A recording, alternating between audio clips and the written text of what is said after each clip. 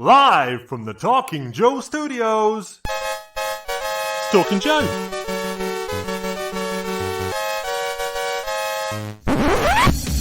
Talking Joe is on the air. Hey, it's me, Mark, and welcome to Talking Joe with a different kind of show. Today I am bringing you a show we're calling The Secrets from the G.I. Joe Comics Archives, a new series. This is something that our Patreon subscribers have had access to for a little while, but I'm now sharing with a wider audience. You can get on the boat at patreon.com/talkingjoe to get access to early and exclusive things. But I'm not here to pimp that. What I am here to talk to you about is this new series where we're going to be sort of delving into some of the background of G.I. Joe comics, the origin stories, how things came about, little nuggets and details that you might not have spotted before. And we are kicking it off with something that I'm calling The Mystery of the Issue 30's publishing order and repeating Dreadnoks. So the idea for this episode and this mystery is all about this curious thing that happens in the order that the G.I. Joe story is told in the issue 30s of the original Marvel run from 1985. Now, the comics still work really well as they read, so the exact order and any shenanigans around that don't seem too jarring, but there are just a relatively few minor things that stand out as being a little bit odd in the order that these comics were published.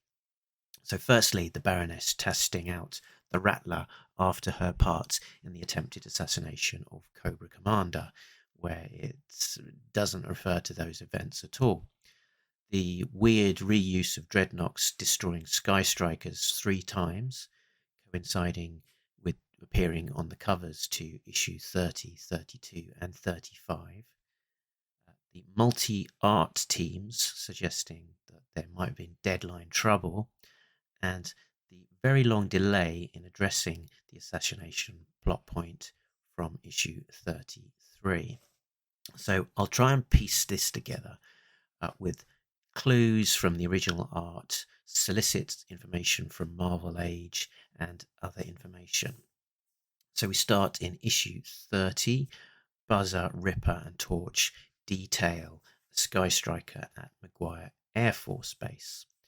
A commercial exists for 30, which prominently uses the footage of the Dreadnoks.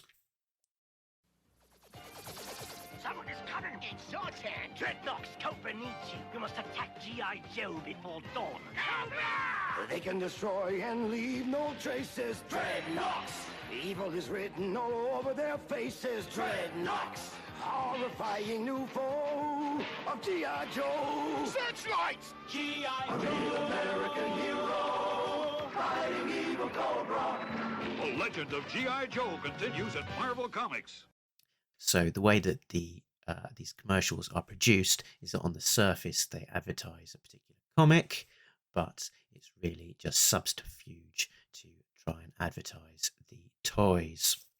So there's some contention as to whether this commercial for issue 30 was ever actually broadcast.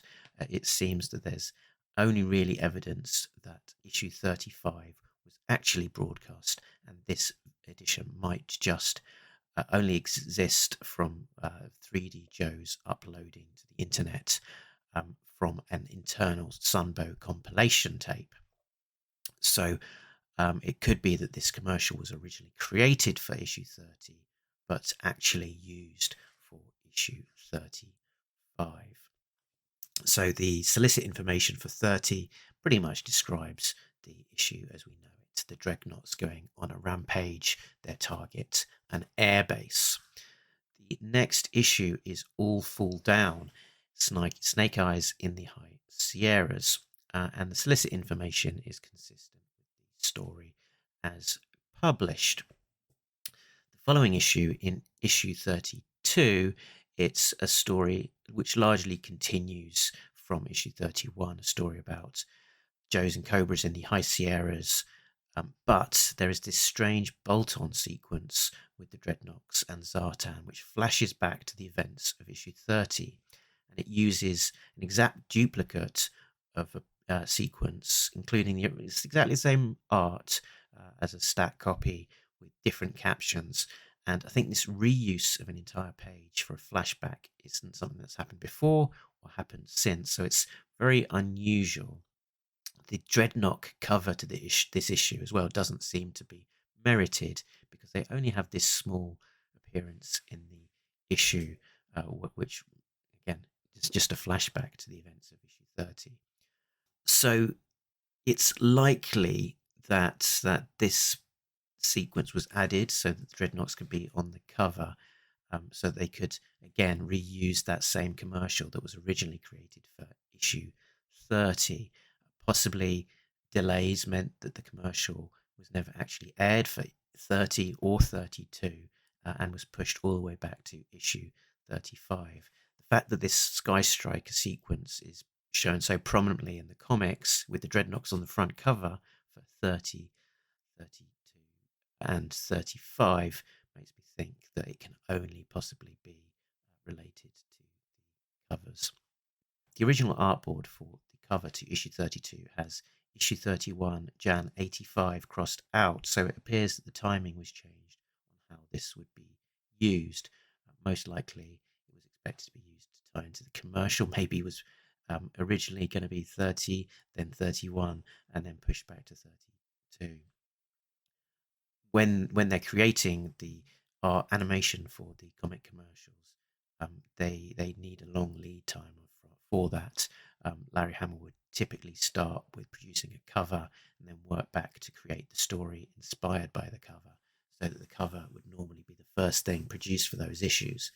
The fact that this artboard has got, for the original 31, actually used for 32, has got 7/31 on the top right.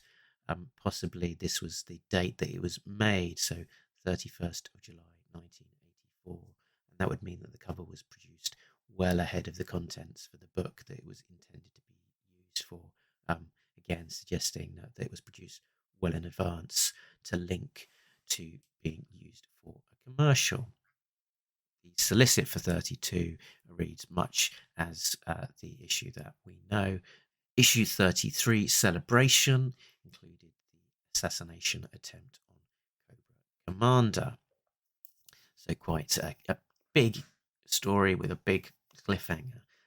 The issue 34, as originally advertised, describes twin brothers, but it was actually published as issue 37, so it's been pushed back by 3 issues. The reason that it didn't originally run as issue 34 is unclear. Maybe the artist was running behind, or maybe there was just an issue with the release timing of the twin brother toys. Interestingly, the commercial doesn't state their names, but it does have a jingle for them. What? My brother's in trouble! How do you know? I knew! Until now, Joe's had it easy, but now it's gonna get real hard. Cobra's hired evil twin brothers, leaders of the Crimson Guard. They're double twins, so much the same. If one's in trouble, the other feels pain. The Crimson Guard's the most dangerous foe. G.I. Joe! Can G.I. Joe stop the Crimson Guard? Find out in Marvel Comics. So possibly the names hadn't been finalised, and that might be a factor in why the issue was delayed. The Marvel Age solicit information for issue 34 does describe the twin brothers story that eventually saw print in issue 34. The actual story printed as issue 34 was Shakedown, which was the standalone story with the Skystriker versus the Rattler. And I understand that Rod Wigham's first art assignment for G.I. Joe was for this issue, for this story, Shakedown. He describes doing it as his first work as a tryout or fill-in before he gets made permanent artist. And this story sees print after his first printed issue, which is issue 31, fall down. So it's possible that this might have been intended for use as an inventory story, given that it does have a standalone nature without obvious connections to specific ongoing story points. And given that this issue is the one that follows 33 with the shocking cliffhanger with the attempted assassination, it does seem a bit of an abrupt change of pace. My theory is that it was used by Time, use that inventory issue, and then they can create issue 35 as another issue, and that looks to have been pulled together in a hurry. In the original artboards to issue 34, or what was used for issue 34, Shakedown, the original intended issue number is actually crossed out with 34 written instead. I can't tell from the images online what that original number is, but I would be curious to know. Much later in G.I. Joe issue 280, which is an untold tale set immediately after the events of Showdown in issue 34, there is an inconsistency as Blood says to the Baroness, "Until we meet again at the rally in Springfield then." The rally happens in issue 32, so this potentially points to Showdown originally meaning to be set before the events of issue 32. And Hammer might have remembered this order when the scripts were written and applied that to this later untold tale story. Marvel Age has Shakedown as issue 35, which is one issue later and originally intended to be the issue after Twin Brothers, so it was pulled forward by an issue.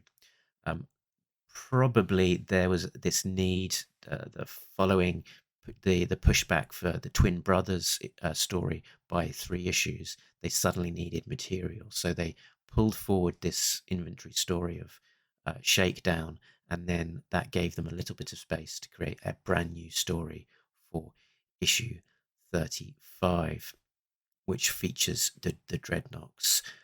And here's the cover. The issue 35, Dreadnoks on the Loose, is credited to multiple artists across one main story and 3 subplots. Multiple art teams normally mean that the issue had to be created in a hurry. So the stories are the Dreadnok story by Rod Wiggum and Andy Muschinsky, the Rock and Roll Road Trip plot by MD Bright and Mike Esposito, and then there are some sequences with Zartan by Larry Hama and Bob Camp. There's one notable page of Zartan eavesdropping on the Cobra Tribunal following the assassination attempt on Cobra Commander, and that's the only real nod to the ongoing continuity in what is otherwise a relatively self-contained Dreadnok issue. And there's actually an editor's note that says, "See last issue," but the last issue as published was issue 33, Showdown, and the attempted issue, Assassination, was in issue 32. So clearly pointing to the publication order being juggled about since the editor note was prepared. So it looks like this page was at some point intended to be in issue 34. Again, pointing to perhaps this issue being prepared as 34, but then getting pushed back by a month. The Dreadnok sequence where they attack an airfield in this scene is again an almost exact duplicate of issue 30. But why there's this commercial, which is the one that actually aired for this issue. So because of the commercial needing to reference the Dreadnoks, there's going to be a Dreadnok cover, and there's going to need to be a sequence echoing the sequence in the commercial animated sequence, which is Dreadnoks attacking an airbase. So while on the surface this advertised the comic, Hasbro are really advertising the new toys. Under advertising rules, they could only show exciting animation to advertise the comic, whereas for the toy they had to show less exciting toys being played with. So the reuse of the footage meant that they had to, was tying into the comic, but really it was advertising the Dreadnok toys, which were due to come out and the reuse of this same sequence in the book meant that Hasbro could advertise the book using the same expensive animated footage that has already been created originally for issue 30, but probably not actually aired and used. So the next issue, issue 36, is again a self-contained issue with multiple artists across 3 distinct locations and subplots. Snake Eyes and Scarlet are on the Staten Island ferry. Larry Hama and Bob Camp on this one. Cutter and Co. are on the Jane by Rod Wiggum and Andy Muschinsky. And then there's A Whale Attack on the Cobra Atoll by MD Bright with Mike Esposito. On the original artboard to issue 36, it looks like there is an original number in blue biro underneath the thicker black marker, possibly 35, which would make sense that this was pushed back perhaps by a month. And also the actual issue 35 never makes it into a Marvel Age solicit, whereas this one does. So it's got a little bit more time, obviously, to make its way into Marvel Age. Marvel Age describing this issue as we see it, mostly. G.I. Joe issue 36, the one story you'll never forget. Never before has Cobra been so powerful. Never before have the Joes been so threatened. And never before have there been more artists begging to be on the story that reveals the Joe's latest and greatest secret weapon. All the Ships at Sea, written by Larry Hama, penciled by Rod Wiggum, Mark Bright, and Bob Camp, inked by Andy Muschinsky and Mike Esposito. So it's actually quite a vague description if you read it again. The one story you'll never forget: never before Cobra been more powerful, never before the Joes been more threatened. Very, very vague. It's probably been written without knowing exactly what would be in the issue. They also refer to the Joe's latest and greatest secret weapon. You could maybe say that the secret weapon is the whale, but that has also been seen in a previous issue, so latest and greatest doesn't make much sense here.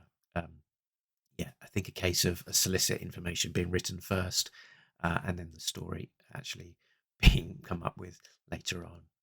In issue 37, we get Twin Brothers, finally. It's a relatively standalone issue focusing on Tomax and Zaymot. The art team, or being Frank Springer, was last seen on issue 33, so quite a long gap. And the Bongo the Bear subplot in this issue is a continuation from that issue as well. So very much, as pointed to from the Marvel Age, this has been delayed. Most likely originally planned to be the issue following the events of 33, published 34. So, solicit information definitely backing that up. The original artboard for the cover supports this. It's got G.I. Joe issue 34, April 1985, crossed out and replaced with issue 37. And again, this issue is tied to a commercial promoting the comic, but really promoting the toys. So it seems likely that the toy release date for the Crimson Twins was delayed, resulting in this comic tie-in issue also being pushed back and necessitating an urgent fill-in to replace it. As we talk about, that fill-in being for issue 34 as published was Showdown. And the comic advertisement footage was also reused in part for the toy commercial. My brother's in cover! How do you know? I know! Until now, those had easy. But now it's gonna get real hard. Cobra's hired evil twin brothers, leaders of the Crimson Guard. Introducing the leaders of the Crimson Guard, the evil twin brothers, Tomax and Zaymot. And they're getting away in the Cobra Ferret. The Joes will stop them. With the G.I. Joe mini-tank. Evil twin brothers sold together. Cobra Ferret, G.I. Joe mini-tank, and Joe figures sold separately from Hasbro. Marvel Age has the same solicit information for this issue. The text that was originally used to advertise issue 34 just a few issues of Marvel Age previously. Listener Ed Mundy also points out to me that Hammer's 36.5, one of those half issues that came with comic packs and published in 2008, explicitly takes place the day before issue 37. But due to Buzzer's brief appearance, it must also take place before issue 35, because he is captured in 35 and doesn't escape until issue 42. So this suggests that issue 35 takes place after issue 37, and that ties up with the original scripting timing and release plan, but possibly also explained by a lack of attention to continuity given the long delay, the long gap between when the issue was published and the 0.5 issue was written many years later. Issue 38, Judgments, has the return of Rod Wiggum on full art duties, and the Tribunal is featured following up on the assassination of Cobra Commander from 33 and that very brief one-pager in 35. It feels like this issue and the plot has been pushed way back to make room for the other issues. And again, the issue number on the artboard makes it look like it may well have been adjusted. Issue 38 seems to be written over the top in black marker over what was there originally. And again, first full issue by Rod Wiggum, despite working on Joe for some time by this point. So could again be a big delay between him working on this issue and actually when it appeared. By issue 38, Marvel Age is back up to date and it even shows a panel from the issue. Nitpickers might notice that it is coloured differently to the actual published issue, and this is again pointing to sort of the old analog world of comics where things would be posted up very manually and coloured in a very manual way as well. So doubtless the colour plates for this particular page were separate to the ones actually used for the published issue. Issue 39 has a solicit which completely ties into the issue as published, talking about Dr. Adele Burkhardt needing to be rescued.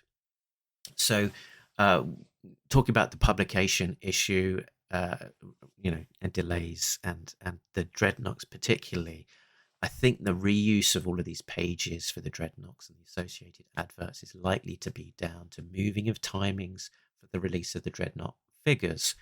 Possibly the footage was originally created for issue 30, then possibly again pushed back later, and then eventually used for issue 35. Or it could have even been originally intended for issue 35, and then the release date was pulled forward, and they wanted to create a sequence to allow that to happen. Who knows? But there are a couple of things pointing to the Dreadnoks being delayed. Firstly, that the Torch sculpt sheet is dated 1983, so it's a long time in the works before a 1985 release. The sheets always featured the collection year that they were intended for release, and that one says 1984 for Torch. The top right says 1984 sculpture sheet. So while he was designed for 1984, something pushed him, and presumably the other two Dreadnoks that he accompanied, back to the 1985 collection. But development was likely ahead enough that they were able to get him on the shelves for Christmas of 84. You'll notice that Torch has his headband at a jaunty angle in the animated commercials, which is consistent with how the original designs had it looking, although it was changed at the last minute for production. Another thing pointing to delays is that the Dreadnoks and Toolbooth are the only figures in the 1985 lineup that have swivel necks turning left and right, rather than the ball-jointed necks that the rest of the figures in that wave had. So the necks on those are most likely explainable because the three Dreadnoks and Toolbooth actually hit stores in 84. the resin figures in the 1985 Toy Fair catalogue appear to have had their necks altered, and that's likely because they were sculpted on a 1984 buck and then adapted for a neck ball. Since Toolbooth and the Dreadnoks had an earlier shelf date than the rest of the 1985 wave, they didn't get their necks revised. It's probably oversimplistic to think of the toys as being made in a single annual wave. As early as 1982, Hasbro knew that releasing items just ahead of Christmas helped sales. So some kids will have a lot of the year's items by Christmas, and releasing new stuff generated a lot of playground buzz and made retailers happy. Patrick Stewart remembers having a 1983 swivel arm Steeler in 1982, for example. On the back of the 1985 cards, the previous wave from 84 are still included.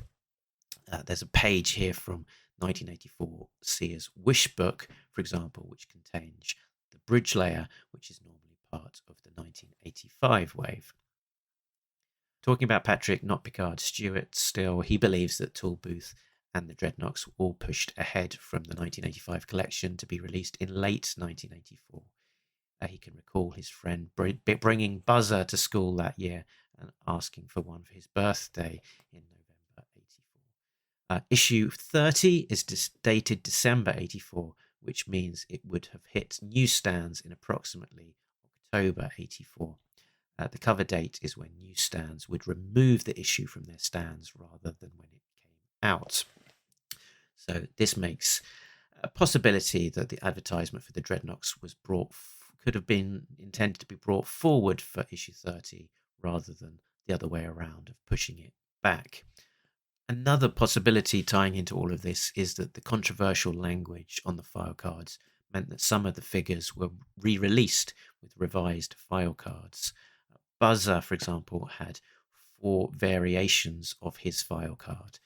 The reissuing of the same figure multiple times may have contributed to a need for that re-advertising or change to advertising in the commercials and associated comics, so that maybe they were waiting for a corrected version to be out before a big marketing push. So that's in a nutshell is the story of the publishing order for G.I. Joe issue 30 through to 38 and the repeating Dreadnok versus Skystriker scene. Too long, didn't listen, didn't read. In a nutshell, the Dreadnok toy release is likely to have an impact on the commercials and the associated comics that tied into those commercials. They needed to have a repeat of that same sequence, so they had the flex to be able to reuse the same animated footage if needed. And by sort of switching around some of those toy releases for the Dreadnoks and likely Tomax and Zaymot, that meant that they had gaps in their publishing order, which necessitated using inventory stories like the Skystriker issue, or needing to produce another issue very quickly, which sort of indicates why there were these 2 issues that had 3 separate art teams working on them to produce it. So hopefully you found that useful. We'll be digging into more secrets from the G.I. Joe Comics vault before too very long. Give me a shout. Let me know what you thought, if you've got any theories of your own. And if you're new to Talking Joe, check us out. Our website is talkingjoe.co.uk. You can find out all about us there. And this was originally published as a Patreon episode. So a big thank you to all of our Patreon subscribers for that. But that is us done for now. So until next time, remember that nobody beats Talking Joe, an international podcast. Laters.